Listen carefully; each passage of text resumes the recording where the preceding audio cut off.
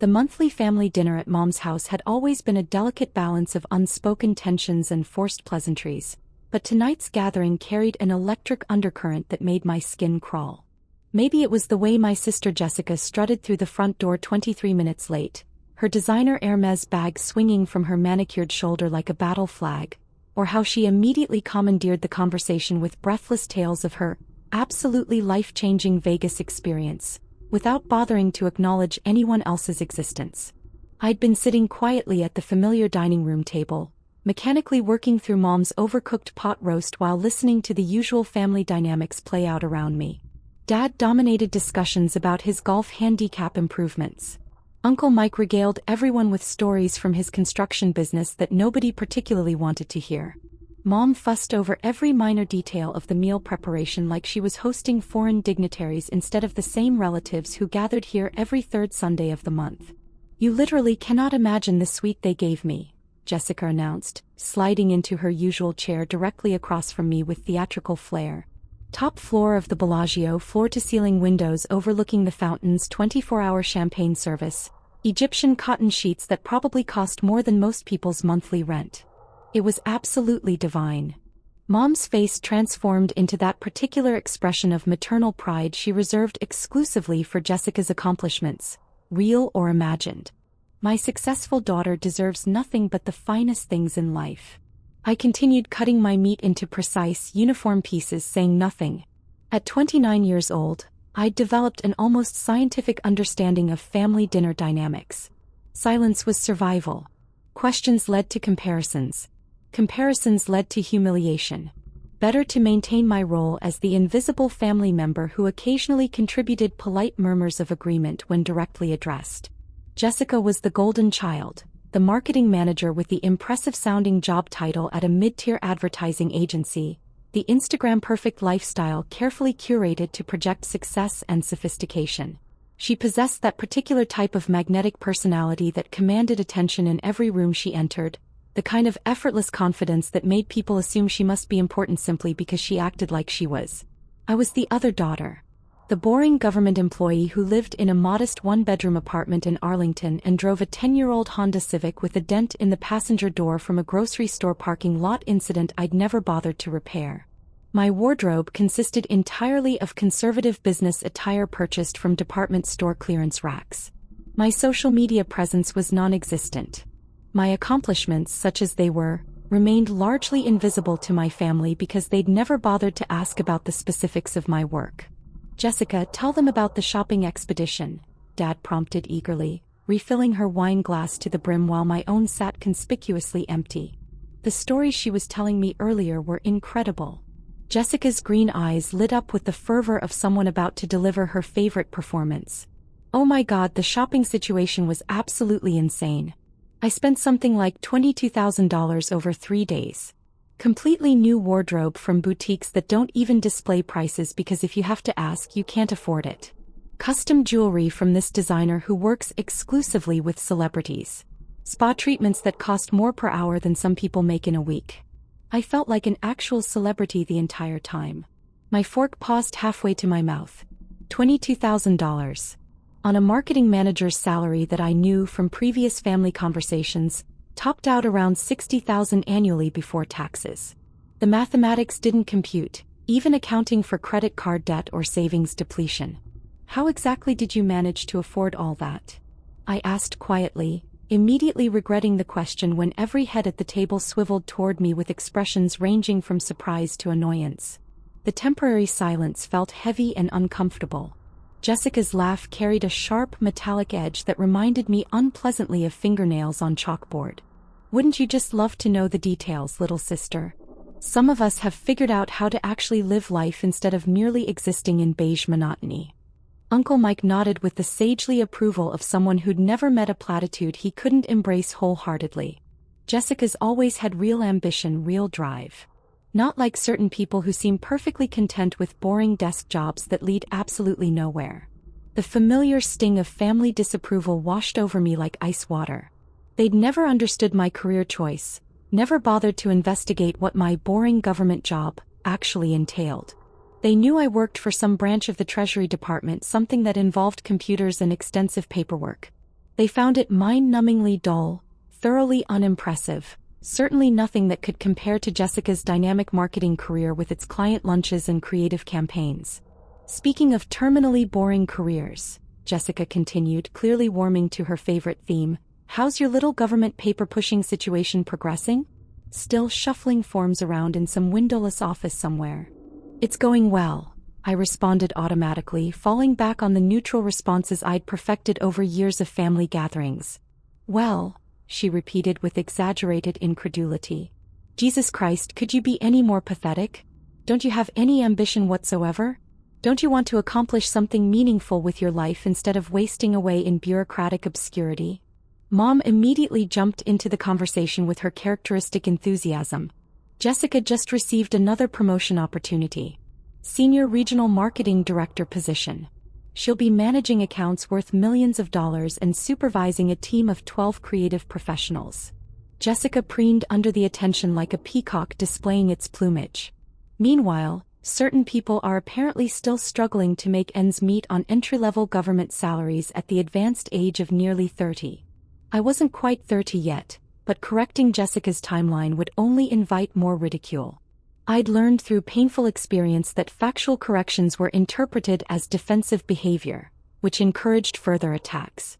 The real difference, Jessica continued, leaning forward conspiratorially like she was about to share state secrets, is that I've developed multiple income streams. Smart investment opportunities, cryptocurrency portfolios, strategic financial moves that your average government drone wouldn't possess the sophistication to understand or execute. He was lying. I could detect deception in her body language with the practiced eye of someone whose professional responsibilities included interrogating financial criminals. Jessica's eyes shifted slightly left when she fabricated stories, her voice pitched half an octave higher than normal. Her gestures became more animated to compensate for the lack of genuine conviction behind her words. But my family had never learned to read Jessica's tells. They absorbed her elaborate fictions with the same enthusiasm they'd shown for her childhood fairy tales. After dinner concluded, I dutifully helped Mom clear the dishes while Jessica held court in the living room, regaling everyone with increasingly elaborate Vegas anecdotes. Each story seemed to feature higher dollar amounts, more exclusive venues, more celebrity encounters that probably existed only in her imagination. As I loaded the dishwasher with mechanical efficiency, I noticed Jessica's oversized purse sitting open on the kitchen counter, positioned carelessly next to the coffee maker. Her leather wallet was clearly visible, stuffed thick with what appeared to be an unusual number of credit cards. Too many credit cards for any reasonable person to carry. I recognized several of them immediately. The distinctive blue Chase Sapphire Preferred card that I'd applied for 18 months ago specifically for its travel rewards program. The sleek silver Capital One Venture card with its unique geometric design pattern. The red Bank of America card that I kept exclusively for emergency situations. My stomach dropped as the terrible realization crystallized. Those were my credit cards. In Jessica's wallet.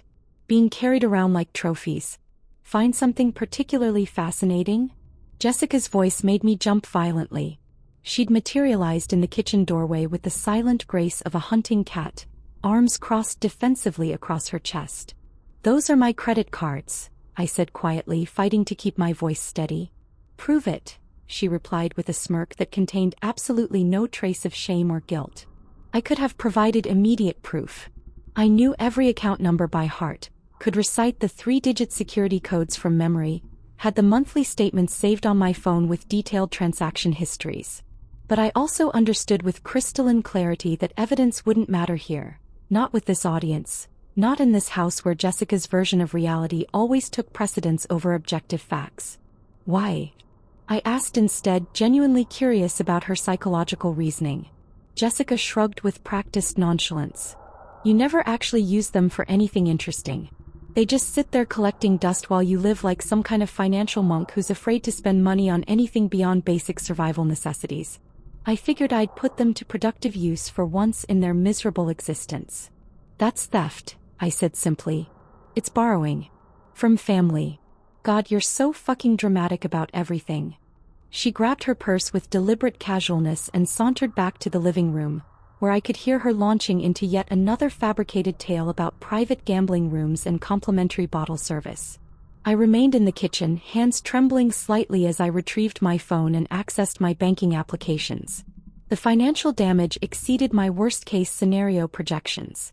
All 3 credit cards had been systematically maxed out with surgical precision. The Chase Sapphire Preferred, with its $15,000 limit, showed a current balance of $14,847. The Capital One Venture card reflected $9,923 against its $10,000 limit. The Bank of America Emergency Card had been pushed to its absolute maximum of $8,000. $32,770 in fraudulent charges. All originating from Las Vegas. All processed over the previous weekend.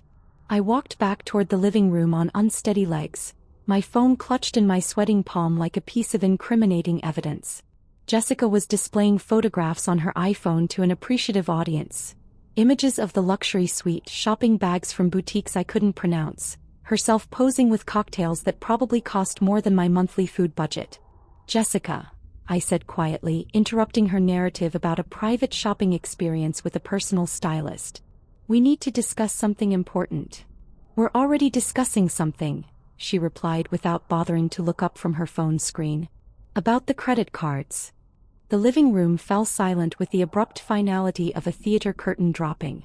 Jessica finally raised her eyes to meet mine, her expression shifting from casual amusement to sharp-edged annoyance. "What about them? You stole them from my apartment. You committed credit card fraud. You need to immediately pay back every cent you spent."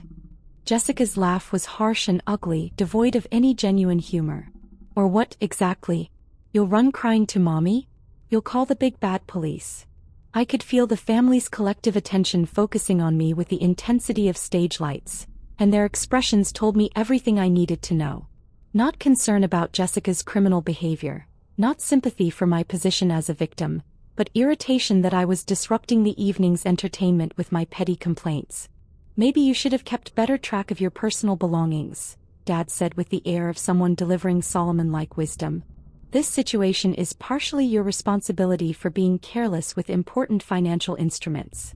"She took them directly from my apartment," I said.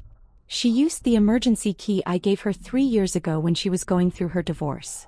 "Family members help each other during difficult times," Mom added with the tone of someone explaining basic moral principles to a confused child. "Jessica will obviously reimburse you when her financial situation stabilizes." "With what money?" I asked. "She just spent $32,000 that she doesn't possess." Jessica stood up abruptly, her face flushed with wine and righteous indignation. "You want to know what your real problem is? You're pathologically jealous. You're consumed with bitter jealousy because I know how to embrace life while you just exist in your pathetic little gray world of rules and limitations." The room murmured collective agreement. Uncle Mike nodded with the gravity of someone who'd just witnessed profound truth being spoken. Aunt Linda made sympathetic clucking noises about the tremendous stress of Jessica's demanding career. $32,000, I repeated, as if the specific number might somehow penetrate their willful blindness.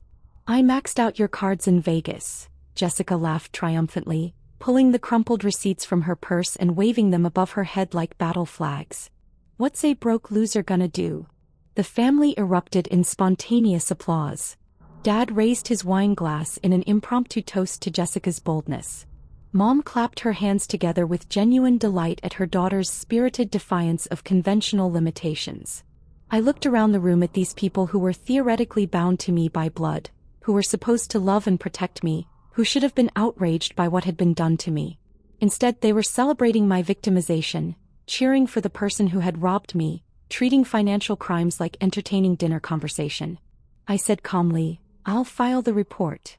The laughter continued unabated.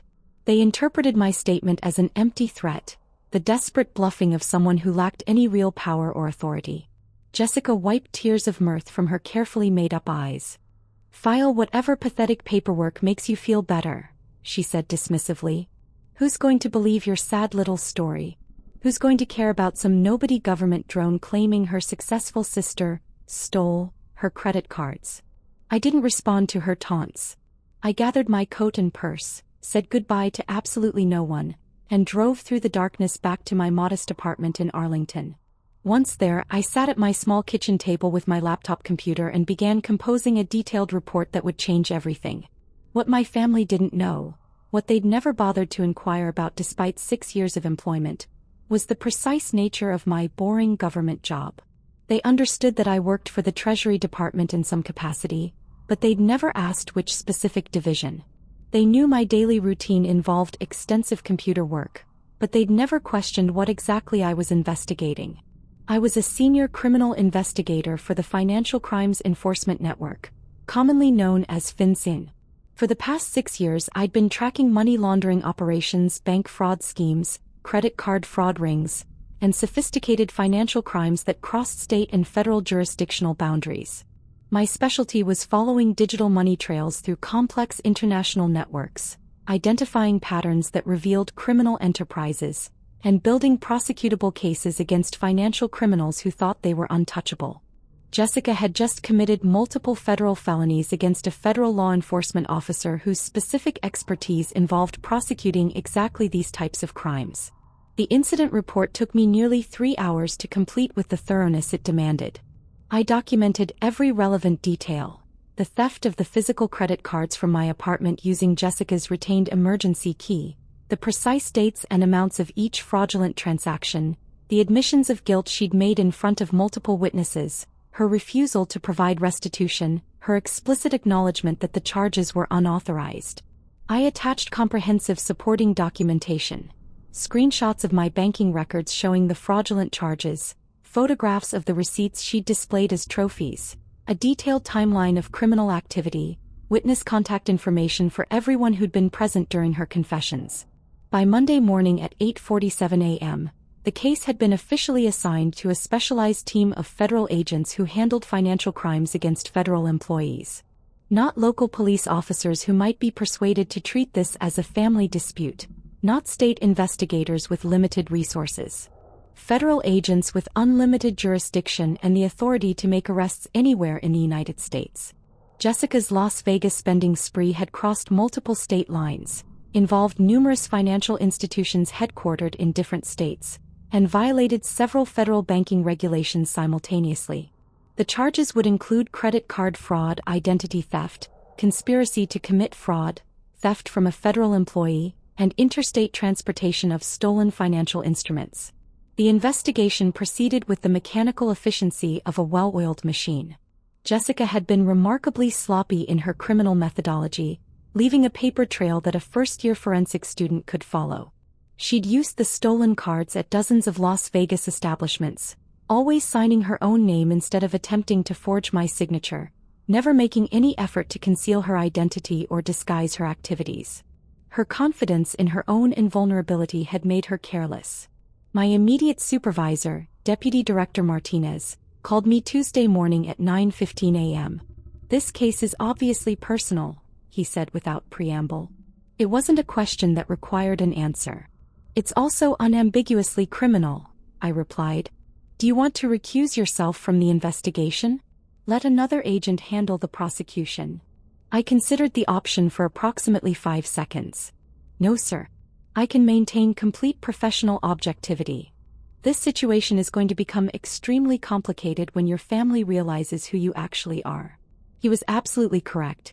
When the arrests happened, when the family finally understood that their boring government drone was actually a federal law enforcement officer with the authority to pursue felony prosecutions, the dynamics would shift dramatically. Wednesday afternoon at 2:33 p.m. my personal phone rang. Mom's contact photo appeared on the screen. "Honey, something absolutely terrible has happened to Jessica. Men in dark suits came to her office this morning. They arrested her in front of all her colleagues and clients. They mentioned bank fraud and federal charges. This has to be some kind of horrible mistake." "It's not a mistake," I said calmly. Extended silence. "Then, what do you mean it's not a mistake?"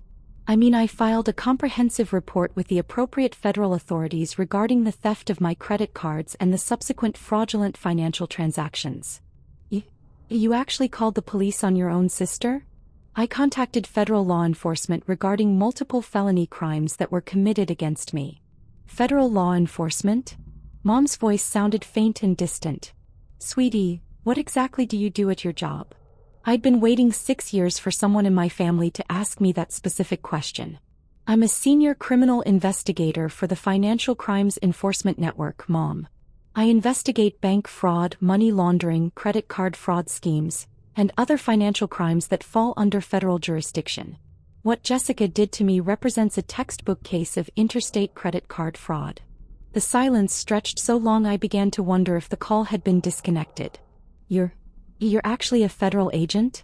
I'm a federal criminal investigator with arrest authority. I've held this position for 6 years. But you always said you worked with computers and paperwork. You said your job was boring administrative work. I investigate complex financial crimes using computer forensics and extensive documentation.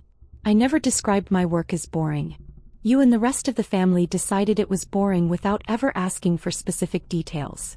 Another protracted silence punctuated by the sound of Mom's labored breathing. Can you make this situation go away somehow? No, Mom. I cannot make federal felony charges disappear through personal intervention. Jessica committed credit card fraud across multiple state lines, stealing from a federal law enforcement officer. She's potentially facing up to 20 years in federal prison. Mom began crying audibly. But she didn't know. She didn't know what your job was. She knew she was stealing from me. She knew she was committing fraud. My specific employment doesn't make theft more or less illegal under federal statutes. But she's your sister. And I'm the federal agent she committed multiple felonies against. Thursday morning brought another call, this time from Dad at 7:42 a.m. The lawyer Jessica hired says she's in extremely serious legal trouble. Real serious. He says the federal prosecutor assigned to her case is pushing for maximum sentences on all charges. That assessment sounds accurate. You have to help her somehow. You have to talk to your colleagues, explain the family situation. I cannot and will not attempt to interfere with an ongoing federal investigation. But you work with these people. You know how the system operates. Dad, I am these people. I'm the primary investigating officer. I'm the victim of record. And I'm the federal agent who built the criminal case against Jessica. The words seemed to impact him like physical blows, each revelation hitting harder than the last. You're the one who did this to her? She did this to herself when she chose to steal $32,000 from me. She was planning to pay you back eventually. With what money? She doesn't possess $32,000. She was never going to provide restitution. She made a mistake. People make mistakes. Federal felonies aren't mistakes, Dad. They're conscious criminal choices with serious legal consequences. Friday evening brought the emergency family intervention. They assembled at my apartment like a tribunal. Mom, Dad, Uncle Mike, Aunt Linda, my younger cousin Trevor, who usually avoided family drama with religious devotion, and even my grandmother who'd driven 3 hours specifically for this confrontation. We need to have a serious conversation, Mom announced when I opened the door, her tone suggesting I was about to receive a lecture on moral obligations and family loyalty. I let them file into my small living room, prepared coffee for everyone who wanted it, and settled into my reading chair to wait for the inevitable arguments. You have to find a way to drop these charges, Dad began without preamble. Jessica made some poor decisions, but she doesn't deserve to spend decades in federal prison. I cannot drop federal charges. That authority doesn't exist within my jurisdiction. You're being vindictive and cruel, Uncle Mike accused with the righteousness of someone who'd never been robbed by a family member. You're using your government position to punish Jessica for being more successful than you. I'm enforcing federal law without regard to personal relationships. She's family. Mom pleaded with genuine desperation. You don't send family members to prison over money. You don't steal from family members either, I replied. And this isn't simply about money. It's about multiple federal felonies. So you're choosing your career over your own family? Aunt Linda asked with obvious disgust. I'm choosing legal justice over criminal behavior. The arguments continued for nearly 3 hours. They pleaded with increasing desperation, threatened social ostracism, attempted emotional manipulation, and delivered guilt trips with professional skill. They accused me of jealousy, vindictiveness, cold-hearted ambition, and betrayal of fundamental family values. They painted Jessica as the unfortunate victim of my petty revenge fantasies and bureaucratic power abuse. Not once during the entire confrontation did anyone acknowledge that Jessica had committed serious crimes against me. Not once did anyone suggest that Jessica bore primary responsibility for her own criminal actions. Not once did anyone express concern for how I felt about being robbed by my own sister. The local news stations are calling about interviews, Trevor said quietly. He was the only family member who hadn't actively attacked my character. They want to do a story about the federal agent who prosecuted her own sister.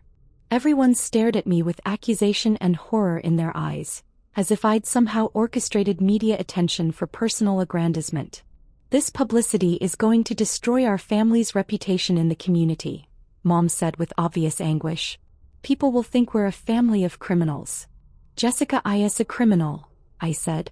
She committed multiple federal felonies that are documented with overwhelming evidence. Because of your vindictive prosecution. Dad exploded with rage. If you hadn't pressed charges, none of this nightmare would be happening. If Jessica hadn't stolen from me, none of this would have been necessary. The trial was scheduled for 3.5 months later. Jessica's defense attorney, a competent criminal lawyer named Robert Kim, attempted every possible legal strategy. He argued that Jessica had believed she possessed implied permission to use the cards. He suggested that family financial disputes shouldn't involve federal law enforcement. He claimed that I was abusing my official position for personal vengeance. He portrayed Jessica as the victim of an overzealous prosecutor who couldn't separate professional duties from family grievances. None of these arguments could overcome the physical evidence. Credit card transaction records showing unauthorized use across multiple states. Surveillance footage from Las Vegas casinos and retail establishments clearly showing Jessica making purchases with my stolen cards. Witness testimony from the family dinner where Jessica had openly admitted to the theft and refused to provide restitution. Her own receipts, which she'd preserved as souvenirs of her criminal spree. The federal prosecution team, led by Assistant U.S. Attorney Sarah Chin, presented a methodical case that painted a clear picture of premeditated fraud committed against a federal law enforcement officer. Ladies and gentlemen of the jury, Chin told the 12 citizens during her opening statement, the defendant didn't simply steal credit cards from a victim she perceived as powerless. She stole them from someone whose professional responsibility is investigating exactly these types of financial crimes. She was so confident that her victim couldn't or wouldn't seek justice, so certain that family relationships would protect her from legal consequences, that she kept the receipts as trophies. She bragged about her crimes to multiple witnesses. She showed complete contempt for federal banking laws and the authority of federal law enforcement. Jessica's defense attorney tried to portray me as the real villain in this situation, the cold, calculating sister who'd destroyed her own family for the sake of career advancement. Agent Thompson had options, Defense Attorney Kim argued during his opening statement. She could have resolved this as a private family matter. She could have arranged a payment plan, sought family counseling, pursued civil remedies. Instead, she chose to unleash the full power of federal law enforcement against her own sister. She chose her badge over her blood, her career over her family. When I took the witness stand, Kim attempted to undermine my credibility with questions about proportionality, family loyalty, and abuse of governmental authority. Agent Thompson, don't you believe that 20 years in federal prison represents grossly excessive punishment for what your sister viewed as borrowing money from family? Mr. Kim, federal sentencing guidelines exist to ensure consistent application of justice regardless of personal relationships. Credit card fraud is a serious federal crime whether it's committed by strangers or family members. But surely you could have resolved this situation through private negotiation? A structured payment plan, perhaps. The defendant stole $32,000, showed no remorse for her actions, possessed no means to provide restitution, and expressed no intention of attempting repayment. Private resolution was not a realistic possibility. Did you consider the devastating impact that prosecuting your sister might have on your family relationships? I looked directly at Jessica, who was sitting at the defense table with tears streaming down her carefully made-up face.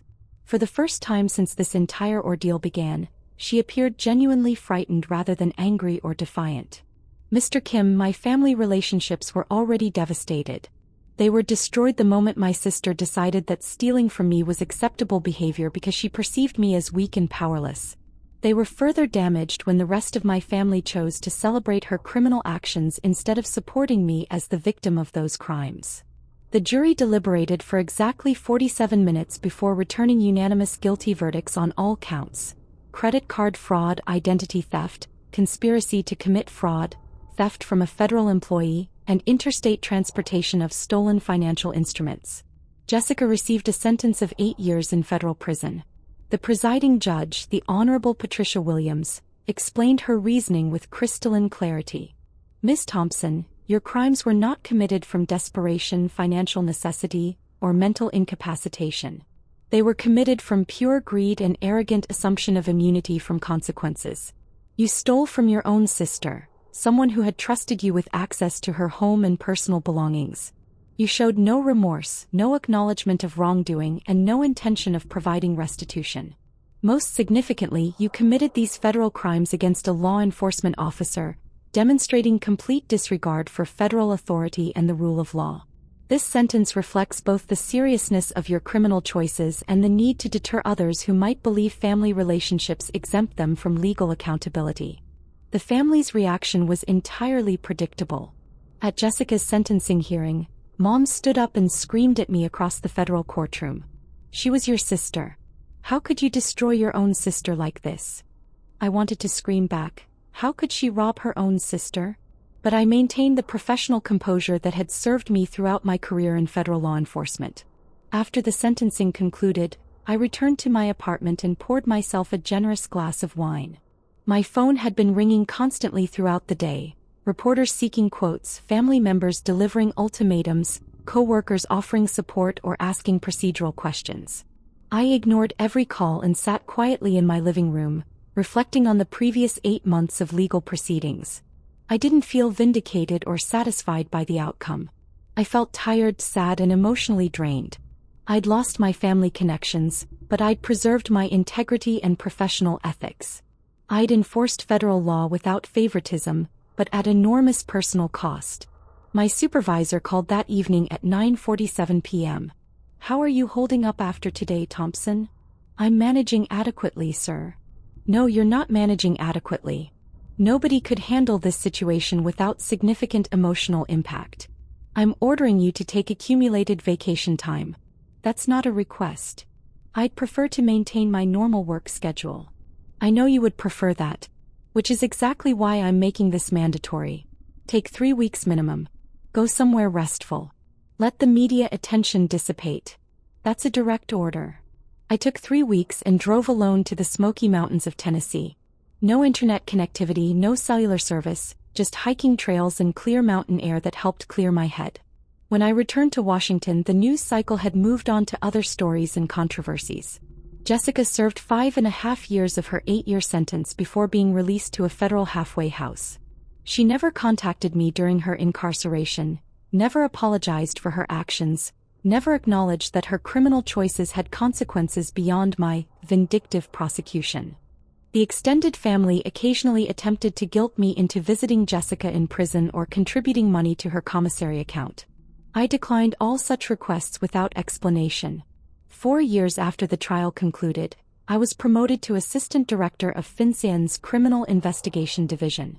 The case that had destroyed my family relationships had simultaneously established my reputation as an investigator who couldn't be intimidated, corrupted, or compromised by personal relationships.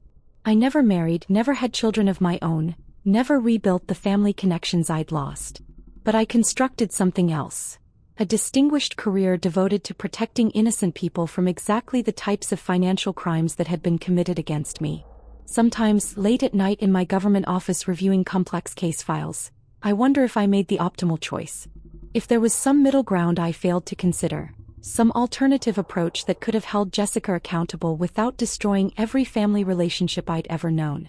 But then I remember her standing in that living room, laughing while waving those receipts like victory banners, asking what a broke loser, like me, could possibly do about her theft. I remember my family cheering her criminal behavior, celebrating her boldness, dismissing my victimization as irrelevant drama. I remember the moment I realized that the people who were supposed to love and protect me had chosen instead to enable and celebrate the person who'd hurt me most. That's when I know with absolute certainty that I made the correct choice. Not the easy choice that would have preserved family harmony, not the choice that avoided conflict and maintained comfortable illusions, but the morally and legally correct choice. The choice that demonstrated federal law applies equally to everyone, regardless of blood relationships or family dynamics.